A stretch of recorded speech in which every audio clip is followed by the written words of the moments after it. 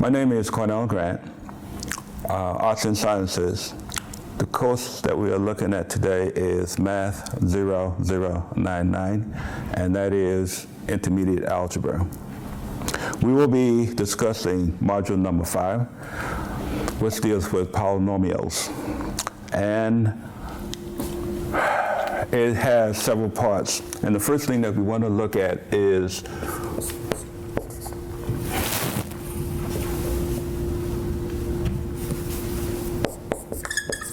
the laws of exponents.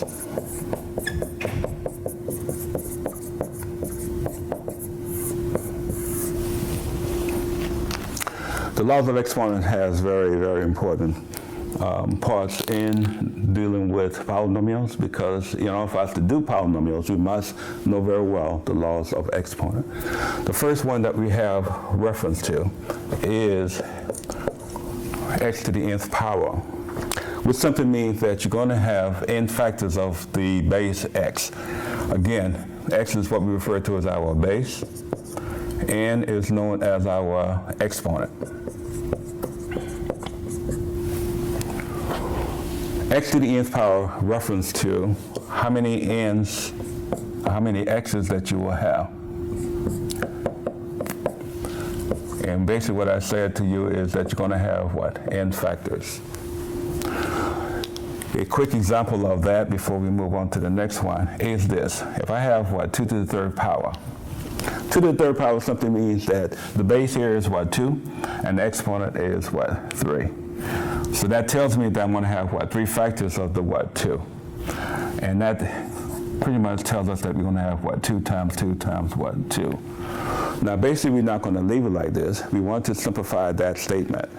And we multiply always from left to right. As you remember, we multiply 2 times 2, which will give us 4.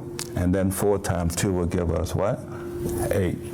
So our final answer for that particular statement would be 8. Along with that, let's say if I have a -3 raised to the second power.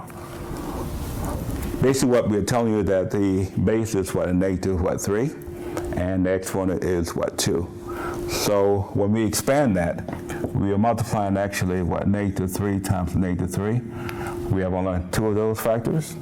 When we multiply negative times negative, as you remember, that would give us a positive. And 3 times 3 will give you 9. So our final answer would be a positive 9, which can be written also as just 9. Second rule of exponent that we want you to familiarize yourself with, and that is when you multiply like bases. Multiplication of like bases indicates that you have the base being same, and exponent could or could not be the same. But at any rate, whenever you have like bases being multiplied, you write the base, which is in this case is x, and you add the exponent. So in essence, what we're telling you is that you're multiplying a quicker way with these large expressions. Because if I gave you 2 to the third power times 2 to the fifth power, okay?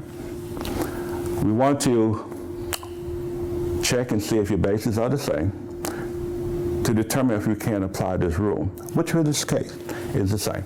So since the bases are the same, so you write your base, which is 2, and then we add the exponents, which is 3 and 5. What's 3 plus 5? 3 plus 5 will give us 8. So basically what you're doing is evaluating 2 to the 8th power. Now if you go back to the first definition, we can determine what 2 to the 8th power is. How many factors do we have? We have 8 of them.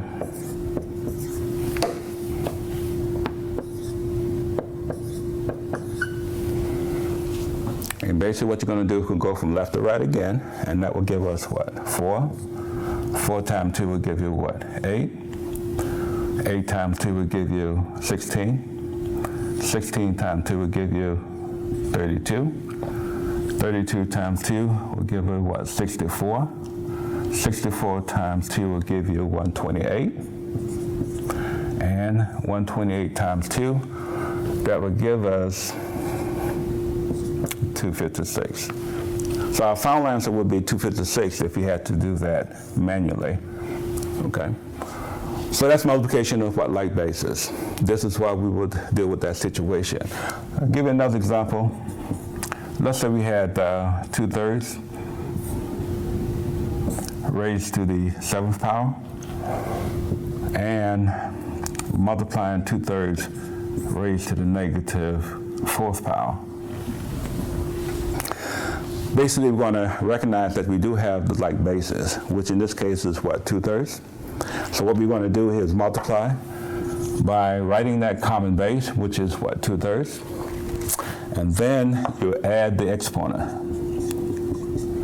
So you write that as what, 7 plus a negative what, 4. And if you remember your order of operation, this is what, a positive 7, and this is what, negative what, 4.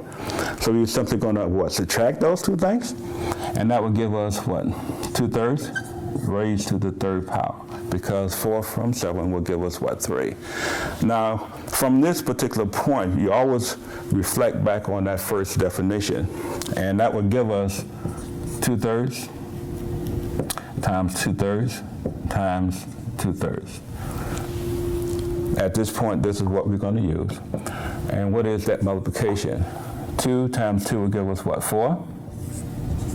And 4 times 2 will give you what, 8. So our numerator would be what, 8?